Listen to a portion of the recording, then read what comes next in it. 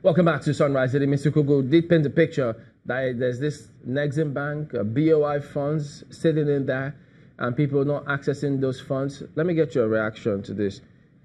Does it have a point in that? Of course. I think I've alluded to that government recognize and realize that getting funds from commercial bank is somewhat difficult. Interest rates high, conditionalities and everything. Sometimes you need to even provide collateral and your own equity. So over the years, government have come up with different forms of intervention funds, like he alluded, the BOI, the DBN, Development Bank of Nigeria, Nexim, and all sorts. But I just want to highlight that it's not as sweet and swift as he painted it. You know, we are in the industry and interact with all these agencies on a daily basis, and also interact with the private sector. Most of these funds, especially the BOI fund, you don't access it directly from BOI.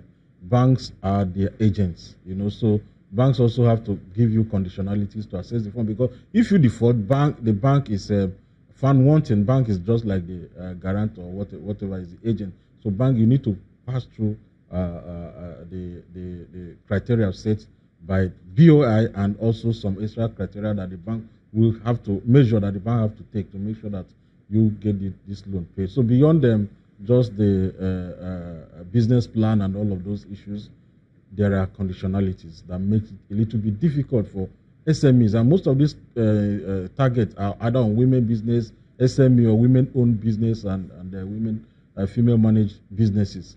You know, so it's difficult. Some people are getting it, but like I said, it's difficult. And even the 200 billion, if you share it around, is still like a drop of water in an ocean. Some conditionalities will say that we cannot fund working capital. Most of our members of private sector already have machine, raw material. They just need money to combine the factors of production in terms of salary or some paying utility to continue what they're doing. But most of those funds doesn't fund working capital. In some criteria, you will hear that your land for agriculture, your land is not going to be part of is not going to be seen as part of your equity or your net or your asset, you know. And a farmer, what does he have? More than land, you know. So these are some conditions that when you really want to assess this loan, you find out that it is not as easy as it's being painted. But are those funds there? Yes. Even if we assess all the funds, it's still a drop of water in a very big ocean. So the question will be, since these funds, you can only access them via routed through the commercial bank. The agents. How do we get the agents, or should I say the commercial banks now in this case, to get those lending rates lower, even for the commercial banks in the first place, so that we don't have to have slush funds in some banks that are hardly even accessible to anybody? Yeah, of course, the development bank must have set those criteria. Some 5%, 7%, 9%. All of them are still single digits, even when you are getting it from commercial bank. I'm saying that commercial banks are there to take extra measure to ensure that the borrower gets to pay back the fund. In that case, so the commercial bank serve as an insurance for the development bank. You know, so that is the can I say, the modality.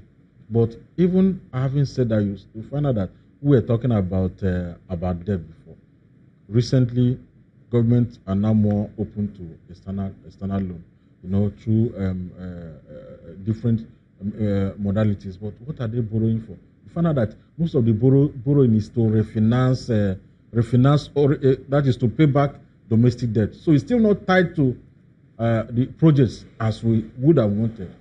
And this have exchange rate risk. If anything happened to oil price or the Niger Delta production issue that affects production, we will be back to square one, and the situation will even be worse than it is. You know, we've seen situations where countries are even cancelling debt deals. About 2 weeks ago, Sierra Leone cancelled about almost $400 million deal for an airport, because they look at, can we afford to pay back?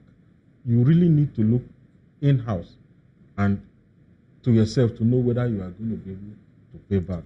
The physical sustainability, the physical discipline within the system, you know, we need to clean all of those things up such that government also shows some sign that they are disciplined enough to be given money to use for what it is meant for. Still in line with your submission, because a lot of people are concerned on the recent borrowings that we went through from China, as a matter of fact, and then try to finance rail projects. But do we actually know what is contained in those deals that we signed with the Chinese government? Because some other countries in Sri Lanka, for instance, they're pulling out of a Chinese deal. In Africa here, they're pulling out. We know the story about Zambia, where their national asset is having issues with China. So we don't have a clear picture. Of course, I'm sure that the debt management office should have a clear picture, but citizens don't have a clear picture on what is happening. And when China gives you loan, they don't give you the cash. It's not cash to loan. It's a bookkeeping issue where they have to come and fix the infrastructure, get all the materials, even get the workers on site to deliver, but it is denominated in foreign currency. These are some of the things we need to look at. A few days ago, we were trying to check what is even the ratio of Chinese debt, Nigeria's Chinese debt to total debt. Of course, it's still a little bit less than 2%, about 1.9% of our 1.9 of our GDP. About 8% of our total debt, and about 20% of foreign debt. It is still a little bit low, but we need to begin to raise alarm to ensure that at least Chinese debt are project tied, and I'm sure it's going to be project tied. We're a little bit comfortable with that, but this is also what we want to replicate even in the foreign bond we are raising. We have issues with those foreign bonds because foreign bond we are tracking, most of them are utilized to pay back domestic debt and service domestic debt. These are issues, and we know that whenever you borrow from abroad, there is an exchange rate risk. What happens if Naira devalues further? What happens if the price of crude oil drops, like we saw about 2-3 years ago? These are some things that we need to look at. Right, Mr. Kugu, let me get your response on, because, you spoke about us considering selling some of the other assets, national assets. I think you mentioned that Jakarta and some of the other ones. But there are those who have got questions about funding the 2018 budget. They ask, look, if FIRS, I beg your pardon, if, first of all, customs, they remitted 1 trillion naira to the federal government as of December 2017, FIRS, I think it was about 4 trillion. Now they have a target of 6.7 trillion in 2018. You've got the NNPC. So many still ask, why do we still have a challenge funding the 2018 budget?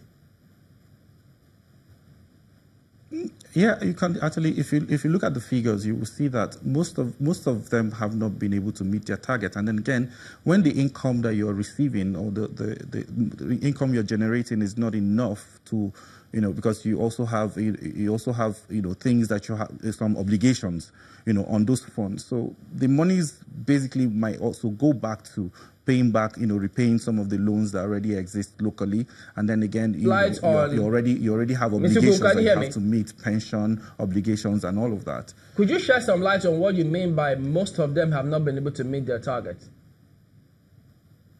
Yeah, because the income being generated by custom. When I mean by target, it is not commensurate with the monies that we need to fund our project. That's what I mean, because there's still that deficit that exists.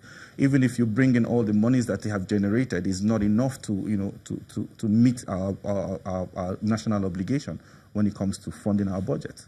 Okay, because I'm trying to understand it, because 1 trillion in 2017, they say that's about the highest ever. 4 trillion from FIRS is the highest ever. And the NNPC, you've got revenue coming in from there. But when you then say it's still not enough, it raises more questions. Yeah, because our budget is quite clear. It's 6.9 trillion. So we're looking at how to fund 6.9. So if you put all that together, we also, like I said, we have obligations. By the time you pay, we sort out all the obligations. So what accrues is simply not enough. So if we had enough funds, there'd be no need to borrow. So the economic managers already know that these things are not enough. That's why we're looking for other ways to finance the budget deficit.